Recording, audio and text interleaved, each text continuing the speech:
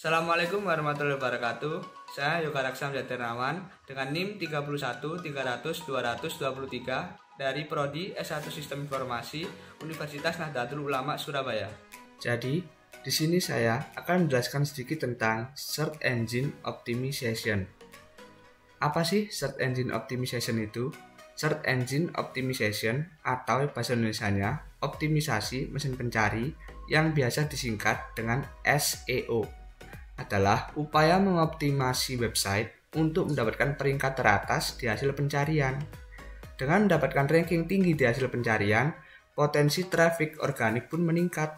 Selain menghasilkan traffic organik yang tinggi, SEO juga akan membantu kita mendapatkan traffic yang tepat. Jadi, kita tidak hanya fokus pada traffic tinggi, tetapi juga traffic yang tepat sesuai dengan tujuan utama website kita. Untuk bisa mendapatkan traffic yang tinggi dan tepat sasaran, kita perlu mengikuti aturan-aturan yang telah ditetapkan oleh mesin pencari. Sejarah Search Engine Optimization. Sejarah Search Engine Optimization atau SEO tumbuh dari pengembangan mesin pencari dan World Wide Web atau Internet. Mesin pencari telah dirancang untuk melakukan pencarian yang menggunakan bahasa alami atau bahasa manusia sehari-hari yang memiliki relevansi hasil yang signifikan. Oleh karena itu, dengan adanya mesin pencari di internet membuka konsep e-commerce dan internet marketing yang merupakan jalan baru bagi perusahaan untuk menemukan nilai dalam menciptakan dan mempromosikan situs web mereka. Tentu saja, tujuan utama adalah agar penjualan yang lebih baik bisa diperoleh.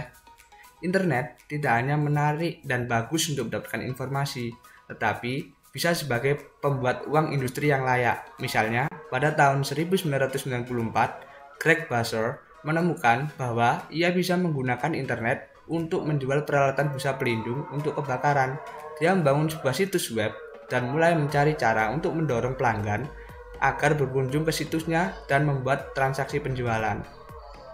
Banyak pionir awal dari pemasaran internet bertemu dan belajar dari satu sama lain baik secara langsung atau mulai langganan email newsletter pemasaran yang terkait dengan bidang baru ini, yaitu pemasaran pencarian internet.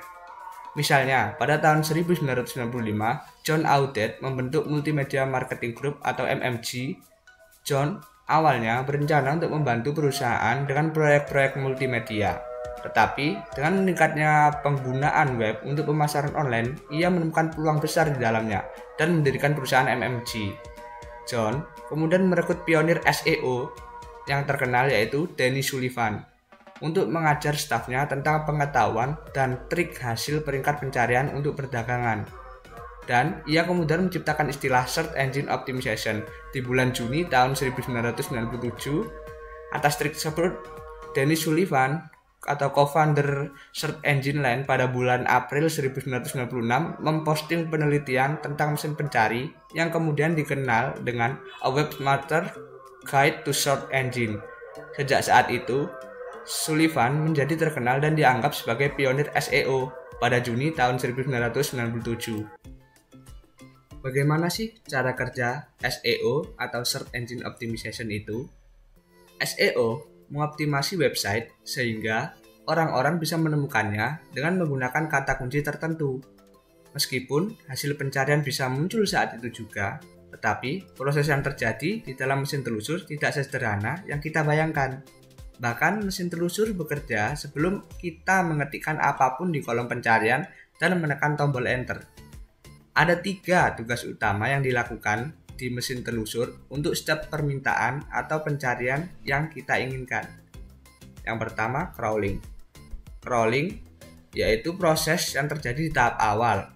Crawling akan mengumpulkan informasi dari seluruh website dari satu halaman ke halaman lain, dari satu link ke link yang lainnya. Indexing yaitu setelah mengumpulkan informasi dari crawling, web crawler akan menyimpannya di entry list atau index. Ranking, hasil peringkat akan ditampilkan secara berurutan berdasarkan pada pencarian yang paling sesuai. Untuk menjamin kualitas pencarian, mesin telusur menggunakan seperangkat aturan atau rule yang disebut dengan algoritma.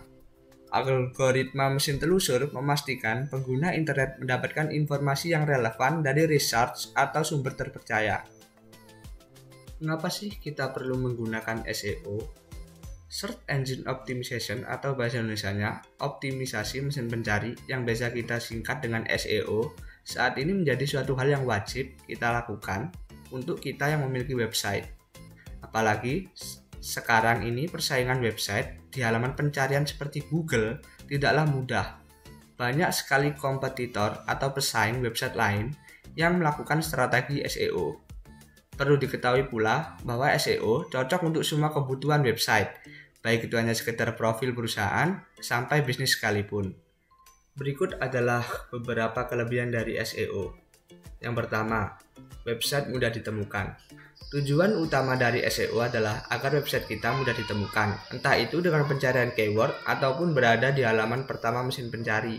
Dengan begitu, website kita semakin mudah dikenal dan ditemukan oleh banyak orang.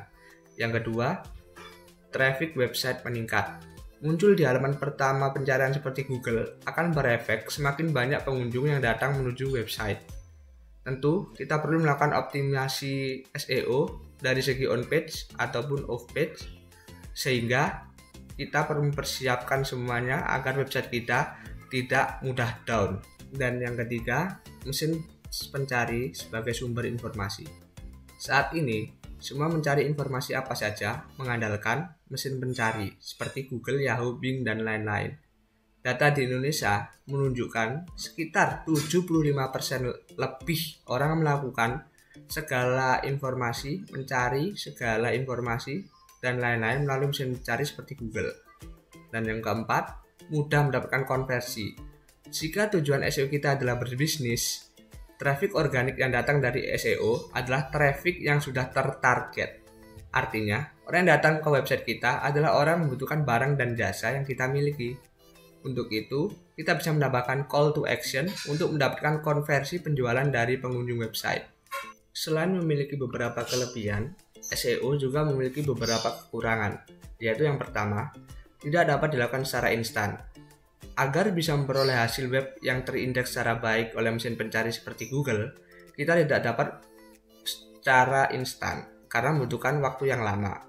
Bisa saja waktu yang dibutuhkan hingga beberapa hari sampai berminggu-minggu agar hasil yang kita inginkan terlihat.